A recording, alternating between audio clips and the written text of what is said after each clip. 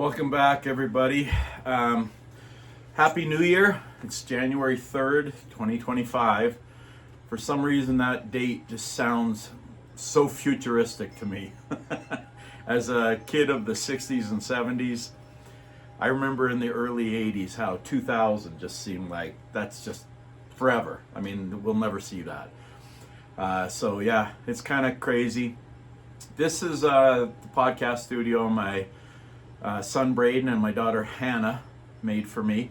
Braden is still working on this Norwegian flag. He's going to put, if you're familiar with Norway, Preikestolen, which is it's called the pulpit in English. But if you saw one of the latest Mission Impossible movies, Tom Cruise was fighting, what's his name, Henry Cavill, Superman, on top of there, and that was Preikestolen.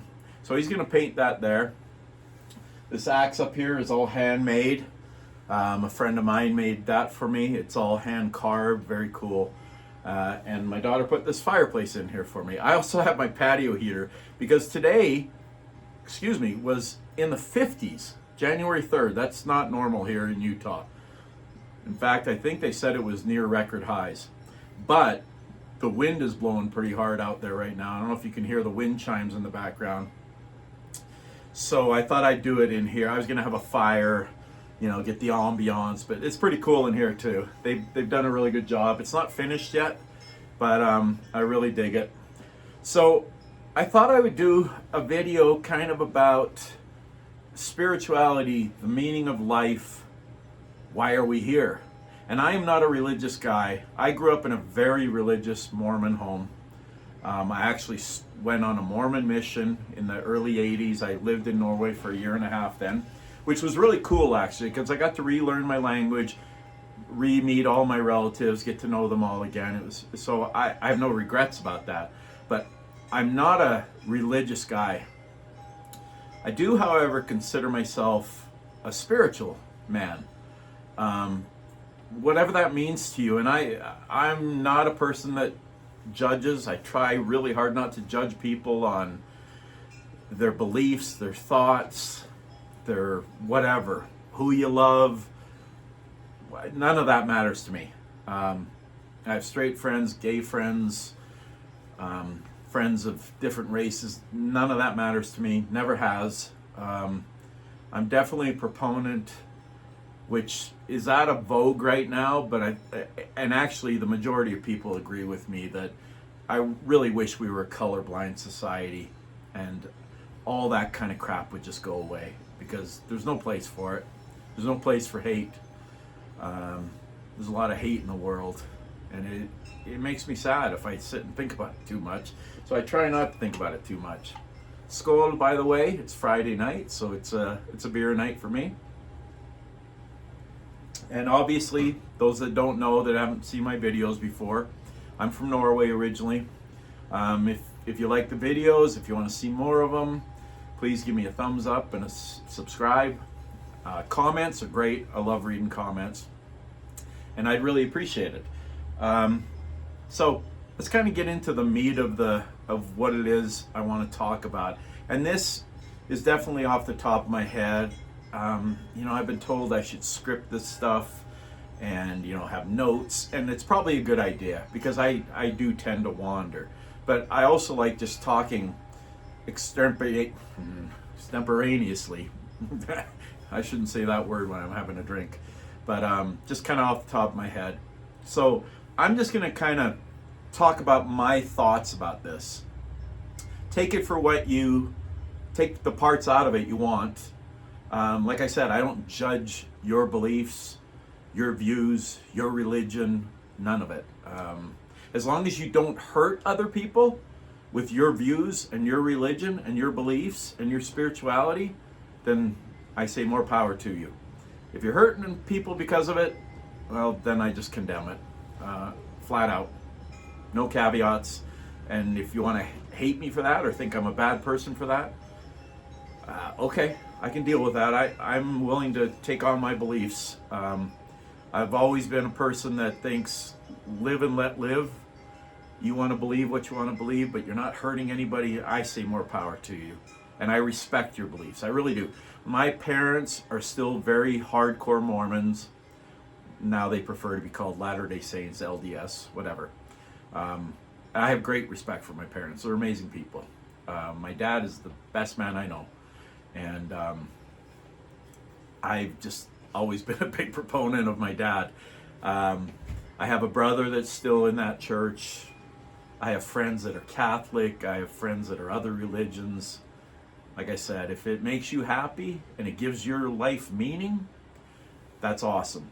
So, what does life mean to me? Well, first and foremost is my family. Period. End of story. That is the zenith of my life. My wife, my kids, my grandkids are the whole thing for me, the whole shebang. I'm very blessed. Well, that happened. Why did it do that? Hold on, I'm really sorry. Okay, we got it back. Like I said, I'm just learning this thing. I apologize. But yeah, my kids and my family are the thing. I love my friends. I've got an amazing group of friends, a big group of friends. We're blessed. And I love all of you if you're watching that. Don't get the wrong impression, but my family is number one. And I think most people would say that. So that being said, how do I look at life? Growing up in a very religious home, we were taught that families are forever. And I actually believe that. I don't believe you have to go through certain rituals and have like really stringent beliefs to attain that. Am I right? I don't know. I guess I'll find out when I pass away. When I talk to people about this, I always say this. I believe in something after this life. No question. I absolutely believe. But if I'm wrong, hey, Espeland, my dog just came in to say hi. If I'm wrong, and when you die, that's it, well, then it's not going to make any difference to me anyway. I won't know the difference. My family will remember me for a couple generations, and I'll pass into history. I'm cool with that. I don't believe that. I believe that there's something after this, something great if you live a good life. I try really hard to live a good life. I'm nowhere near perfect. I try really hard not to judge other people. That's easier said than done, but I do work on that all the time. What comes after this life? I don't know. I've had several fairly close friends pass away over the years. I had a buddy of mine that passed away. Actually, it'll be 8 years in April, which blows my mind. That doesn't seem possible. Great dude. He loved the outdoors, ATVs, fishing, all that stuff. His headstone has a picture of like an outdoor scene on it.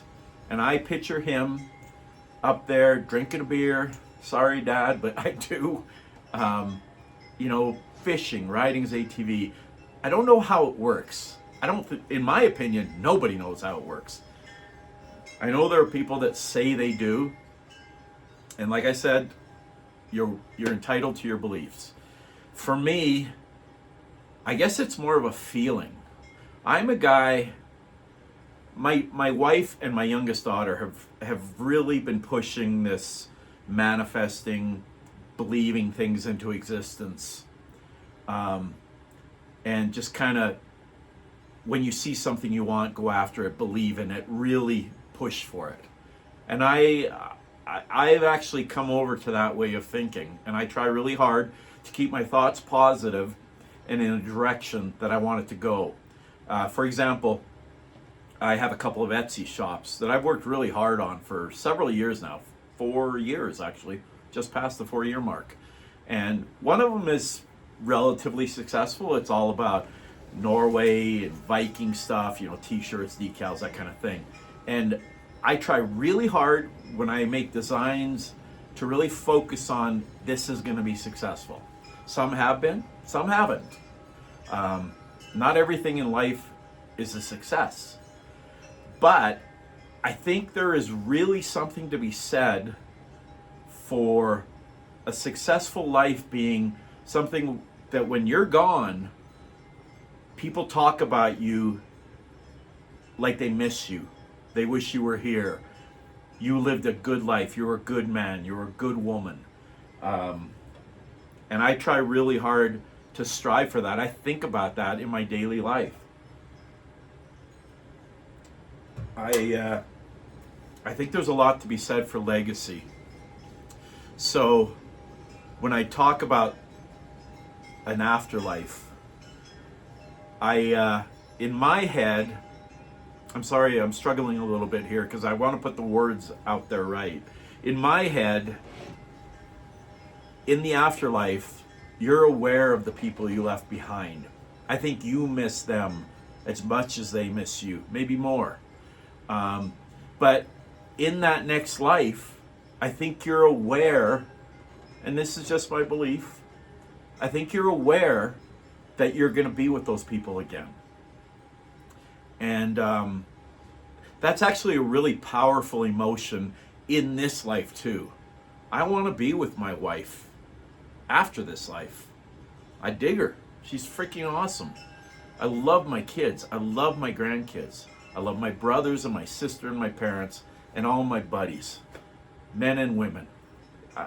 You all know who you are. We just had a fantastic New Year's Eve celebration over at one of our friends' houses. It was a blast. Just hanging out, laughing, drinking, having a good time. We're headed on a cruise next week to the Southern Caribbean. Yes! With about 40 people. We're going to take over that ship. And I can't wait. So I don't want to leave all that behind when I go. I don't know if I have a day left or 40 years left. I'm 61 years old, so I probably don't have 40 years left. But I hope I have 30 healthy years. I have no interest in being 92 years old and my brain's gone and my body's gone and I'm just weak and I can't do anything. Check me out before then, please. I'll go to the next step. I'll go to the light. There's so many stories about the afterlife from people, all cultures, Native Americans, whatever part of the world, India, China, Russia, Norway, Canada, United States. There's all kinds of stories through the centuries about something, somebody dying, and then they come back and they're like, man, there was more there. I saw people I knew. And I've also heard, tell me what you think about this. So I grew up in a family, in a religion where suicide was a sin. I'm not saying it is. Like I said, I don't, if somebody gets to that point, I feel horrible for them. I feel horrible for the people they leave behind. But I've heard these stories, not just in that church, but outside that church, that people that commit suicide, but they die and then they come back. The stories are, it was a really bad place. And the people that just died, whether in a car accident or drowning, but they come back, they tell stories about the light and the beauty and the love.